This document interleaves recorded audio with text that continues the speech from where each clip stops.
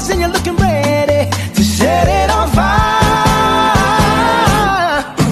Come on and cha-cha-cha with me, and I'ma cha-cha-cha with you tonight.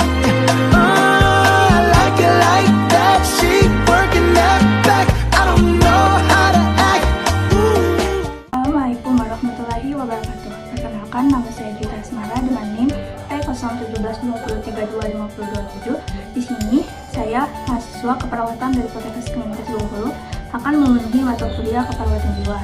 Di sini saya akan membuat video tentang membaca jurnal dengan judul Model Komunikasi Terapeutik Psikoanalisis dan Interpersonal Perawat dengan Pasien Gangguan Jiwa. Di sini ada penulisnya yaitu Angelina Baljo, Michael Raja Muda Batanoa, Henry Sakubau. Dan jurnal ini dibuat di Program Studi Ilmu Komunikasi Fakultas Ilmu Sosial Universitas Katolik Widya Mandiri, Kupang, Nusa Tenggara Timur. Baiklah, di sini ada pun pendahuluannya. Pendahuluannya yaitu komunikasi memainkan peran penting dalam kehidupan manusia, karena manusia selalu berinteraksi ke satu sama lain di dalam kehidupan sehari-hari.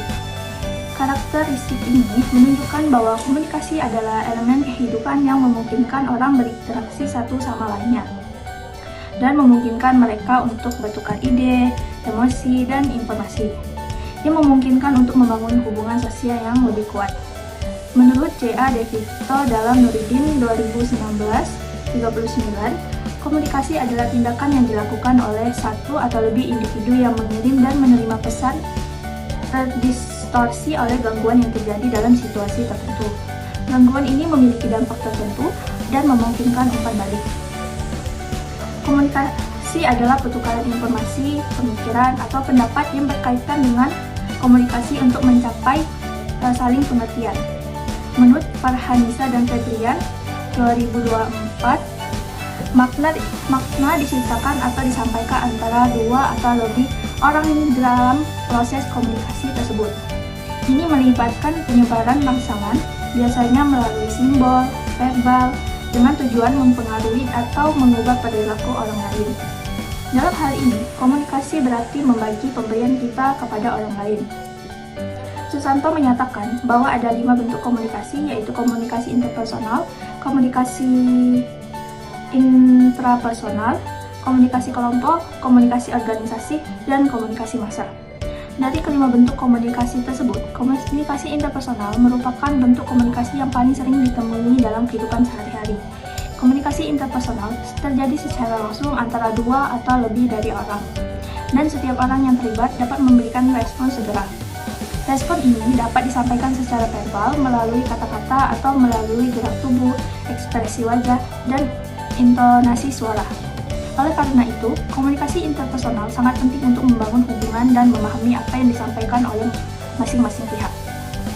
Setiap individu membutuhkan komunikasi interpersonal karena mencakup hampir semua bentuk interaksi informal, seperti percakapan ringan, diskusi sehari-hari, termasuk bagi orang yang gangguan jiwa atau ODGJ. Gangguan menurut Sahra 2022 dalam buku Ilmu Keperawatan Jiwa dan Komunikasi, gangguan jiwa atau penyakit jiwa adalah penyakit yang memiliki banyak penyebab. Berbagai faktor biologis, psikologis, dan sosiokultural telah didefinisikan sebagai penyebab gangguan jiwa. Proses komunikasi pada pasien dengan gangguan jiwa tidak berjalan dengan lancar karena beberapa hal yang menghambatnya. Menurut Muhit dalam Huta Barat 2020. Berkomunikasi dengan orang gangguan jiwa berbeda dengan yang disebabkan oleh penyakit fisik. Komunikasi dengan orang gangguan jiwa membutuhkan pengetahuan tentang ilmu komunikasi yang benar, karena ide yang mereka lontarkan terkadang tidak konsisten. Salah satu bidang komunikasi yang mempelajari tentang komunikasi untuk kepentingan terapi pasien dengan komunikasi terapeutik.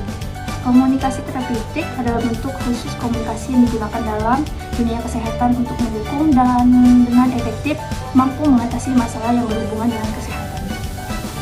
Dengan adanya komunikasi terapeutik yang perawat dapat memberikan asuhan keperawatan yang tepat pada pasien dan pasien akan memberikan keterangan yang benar dan lengkap, yang membantu dokter mendiagnosis penyakit dan memberikan penanganan dan pengobatan yang tepat bagi pasien tersebut, khususnya mereka yang menderita gangguan jiwa. Dalam dunia kesehatan jiwa, terdapat 6 model komunikasi terapeutik perawat dengan pasien dengan gangguan jiwa, yaitu salah satunya psikanalisis, interpersonal, sosial eksistensial, terapi suportif, dan medis. Dari ke-6 model tersebut, model psikanalisis dan model interpersonal adalah kedua model yang paling relevan dan memiliki potensi yang cukup besar untuk memberikan pemahaman yang lebih mendalam tentang bagaimana perawat dapat berinteraksi dengan dan membantu pasien dengan gangguan jiwa secara lebih efektif. Model psikanalisis memungkinkan perawat untuk membantu pasien mengeksplorasi pikiran dan perasaan dalam pasien. Ini akan membantu pasien menemukan sumber utama dari gangguan jiwa yang pasien alami dalam keperawatan. Gangguan jiwa. Pentingnya hubungan personal dan interaksi antara perawat dan pasien ditekankan di model interpersonal, memungkinkan perawat untuk lebih memahami dinamika hubungan yang terjalin dengan pasien seperti kepercayaan, empati, dan dukungan emosional. Hal ini sejalan dengan wawancara awal yang penulis lakukan di rumah sakit khusus daerah Jawa Naimata Kupang bersama Kepala Ruang Padak Bapak Julius Eskepnes pada tanggal 3 Juni 2024. Mungkin hanya itu yang dapat saya sampaikan. Saya akhiri. Wassalamualaikum warahmatullahi wabarakatuh.